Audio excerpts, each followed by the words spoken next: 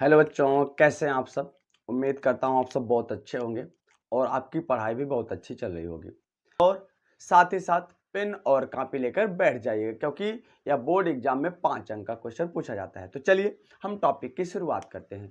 तो देखिए, एक पतला लेंस है जिसके 2 पृष्ठ हैं। हमने एक वस्तु माने ओ से एक वस्तु को माने एक प्रकाश की किरण को आपतित कराया, जो बिंदु एम पर मान लो मिलता है, यहाँ से अपवर्तित हुआ और I1 बिंदु पर मिलता है। अब ये देखिए, दूसरे पृष्ठ के लिए किसका कार्य करेगा? वस्तु का। याद रखना, पतला अगर कोई पतला लेंस है या 2 लेंस संपर्क में रखे हों, तो जो पहले लेंस के लिए प्रतिबिंब का कार्य करेगा वही दूसरे लेंस के लिए वस्तु का कार्य करेगा। इतनी चीजें याद रखना। अब यहां से O पहले क्या हो गया? पहले लेंस के लिए वस्तु को यह हो गया U हो गया, और पहले लेंस से प्रतिबिंब बना V1, और यही जो V1 बना ये दूसरे लेंस के लिए किसका कार्य करेगा? वस्तु का कार्य करेगा। और जब दूसरे लेंस के वस्तु का कार्य करेगा तो यहाँ से प्रकाश की किरणें जब अपवर्तित हुई, इसको पीछे मिलाएं, तो यहाँ से I पर इसका प्रतिबिंब बना तो V हो जाएगा, दूसरे लेंस के लिए प्रतिबिंब हो जाएगा। तो चलिए हम पढ़ते हैं, क्या लिखते हैं पहले पृष्ठ के लिए।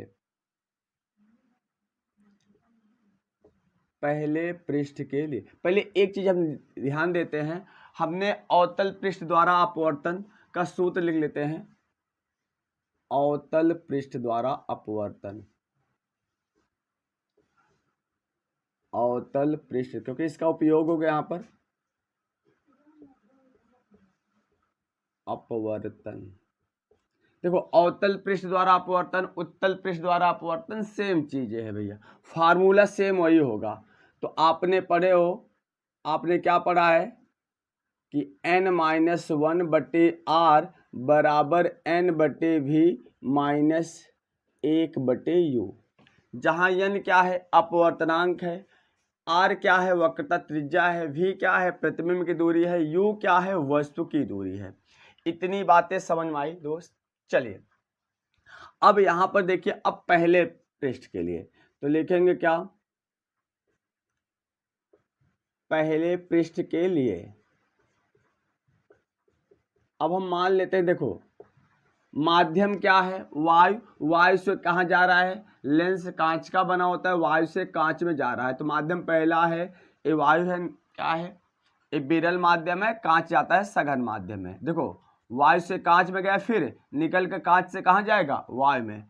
तो हम पहले पृष्ठ के लिए मान लेते हैं वस्तु की दूरी, वस्तु की दूरी, इसको इक्वेशन 1 मान लीजिएगा। वस्तु की दूरी u, देखो वस्तु की दूरी क्या है? u है।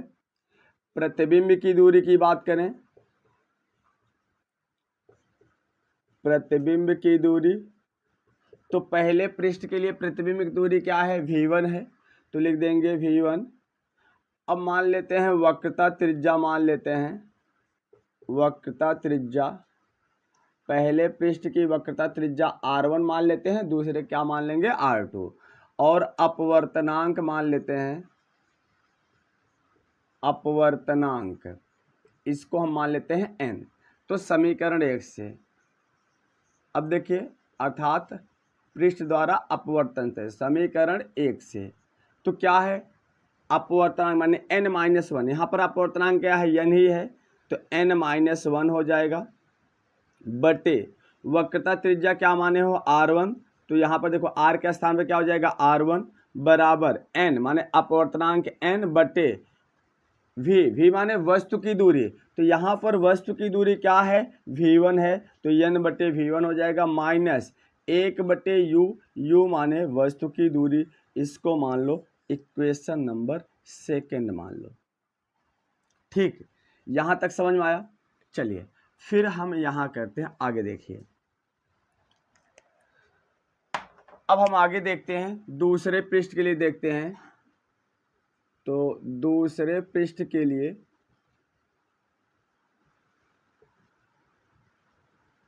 अब देखिए, दूसरे पृष्ठ के लिए हम यही चीजें फिर लिखते हैं। कौन कौन चीजें हैं इसमें? वस्तु की दूरी क्या है? वस्तु की दूरी। अब ध्यान से समझिए, अब दूसरे पृष्ठ के लिए, दूसरा पृष्ठ है, इस दूसरे पृष्ठ के लिए जो हमने बताया, जो पहले पृष्ठ के लिए प्रतिबिंब का कार्य कर रहा है वही दूसरे पृष्ठ के लिए किसका कार्य कर रहा है, वस्तु का कार्य करेगा। तो पहले पृष्ठ के लिए प्रतिबिंब का कार्य कौन कर रहा है, v1, तो वस्तु का कार्य दूसरे पृष्ठ के लिए कौन करेगा, v1। और प्रतिबिंब की दूरी, प्रतिबिंब की दूरी बराबर क्या है, यहाँ से v है तो v लिख दो, वक्रता त्रिज्या, वक्रता त्रिज्या बराबर क्या मान रहे हो, यहाँ पर देखो वक्रता त्रिज्या दूसरे पृष्ठ के लिए क्या मान लें, r2 मान लें। इतनी बातें समझ में आई। फिर अपवर्तनांक, अब याद रखना यहाँ पर अपवर्तनांक, अपवर्तनांक क्या माने, देखो जब वायु से कांच में गया अपवर्तनांक n माने हो, फिर कांच से वायु में गया तो अपवर्तनांक क्या हो जाएगा, 1/n। आप जानते हो जब एक माध्यम से दूसरे माध्यम में जाता है तो अपवर्तनांक क्या होता है, बदल जाता है, तो क्या हो जाएगा, 1/n हो जाएगा। अब समीकरण 1 से क्या हो जाएगा, समीकरण 1 से ध्यान से समझो, माने पृष्ठ द्वारा अपवर्तन, चाहे अवतल पृष्ठ का हो चाहे उत्तल पृष्ठ का हो, फार्मूला सेम होगा। ये अवतल उत्तल दोनों के लिए है, ठीक है, ये मत समझना केवल अवतल के लिए है, तो अवतल और उत्तल दोनों के लिए क्या है, फार्मूला सेम है, ठीक है, सिर्फ तरीका बदल जाता है। अगर आप अभी अवतल पृष्ठ द्वारा अपवर्तन अगर नहीं पढ़े हो तो आप जाकर के प्ले लिस्ट में फिजिक्स 12th की जो प्लेलिस्ट बनी है उसमें वीडियो पड़ा हुआ है, आप जाकर वहां पर उसको देख सकते हैं, इम्पॉर्टेंट डेरिवेशन वो भी है। तो समीकरण 1 से देखेंगे, देखो क्या है फार्मूला, n-1, n माने अपवर्तनांक, और यहाँ पर अपवर्तनांक क्या है, 1/n है, -1 बटे वक्रता त्रिज्या, r की जगह वक्रता त्रिज्या यहाँ पर क्या है, r2 बराबर n माने अपवर्तनांक तो 1/n हो जाएगा, और v माने प्रतिबिंब की दूरी, तो यहाँ पर प्रतिबिंब की दूरी क्या है, v ही है, -1/u, u माने वस्तु की दूरी, यहाँ पर वस्तु की दूरी क्या है, v1। अब इसको सॉल्व करो, इसको बटे 1 कर सकते हो, तो LCM कितना हो जाएगा, देखो n LCM हो जाएगा, n का n 1 टाइम्स गया, 1 से मल्टीप्लाई करोगे 1, 1 से भाग देंगे n टाइम्स गया, -n से गुणा कर देंगे, बटे क्या हो जाएगा, r2, ठीक बराबर ये 1/n है, इसको v/1 लिख सकते हो, ठीक। अब जब फ्रैक्शन का डिवाइड होता है तो मल्टीप्लाई करोगे, जो दूसरा फ्रैक्शन का जो डिवाइड वाला पोर्शन होता है उसका न्यूमरेटर डिनोमिनेटर हो जाता है, डिनोमिनेटर न्यूमरेटर हो जाता है, अर्थात अंश हर हो जाता है, हर क्या हो जाता है, अंश। तो 1 ऊपर चला जाएगा, v नीचे चला जाएगा, तो 1/n इंटू v हो जाएगा, -1/v1 हो जाएगा। अब इसको भी r मल्टीप्लाई हो जाएगा यहाँ पर, और देखो जब r मल्टीप्लाई हो जाएगा तो हो जाएगा कितना, 1 - n/n r2 बराबर 1/n भी -1/v1। अब आगे देखते हैं, ध्यान से देखते जाइए, ये पहला पार्ट है, ये सेकंड पार्ट है, तीसरा पार्ट आगे देखते हैं। अब देखो यहाँ पर n-1 है, इसको भी n-1 बनाओ, क्योंकि यहाँ पर है क्या, 1 - n, अगर हम माइनस बाहर ले ले तो n-1 हो जाएगा बिल्कुल। तो देखो माइनस हम बाहर ले लिए, क्या हो गया, n-1 बटे r2 बराबर ये क्या है, 1/n इंटू v -1 बटे क्या हो जाएगा, v1। अब देखो डिनोमिनेटर में n है, n को हटाना है तो दोनों पक्षों में n से गुणा कर दो, ठीक है, ये क्या है, nr2, सॉरी यहाँ पर क्या है, nr2, तो लिख देंगे क्या, दोनों पक्षों में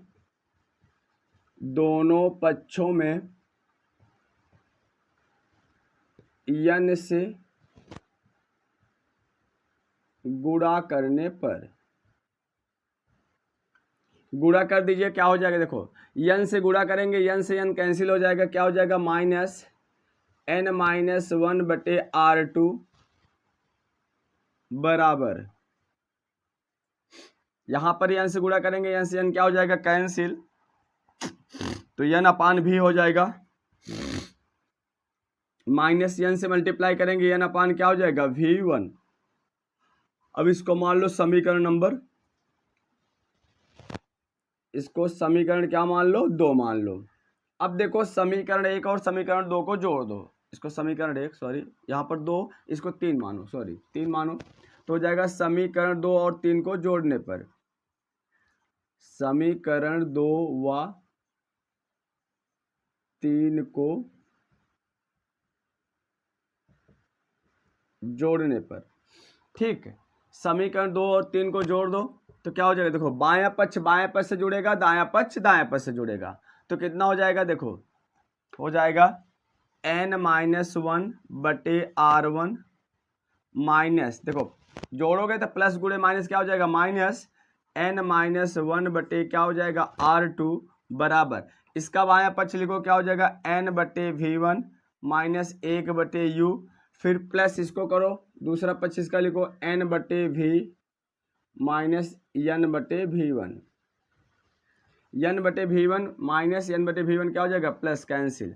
अब इसमें देखो n माइनस 1 कामन हो जाएगा, तो n माइनस 1 कामन हो जाएगा बच्चे क्या, 1 बटे r1 माइनस 1 बटे r2, ए बराबर कितना हो जाएगा n बटे v, इसको पहले लिख दो इसको बाद में लिख दो, माइनस 1 बटे u,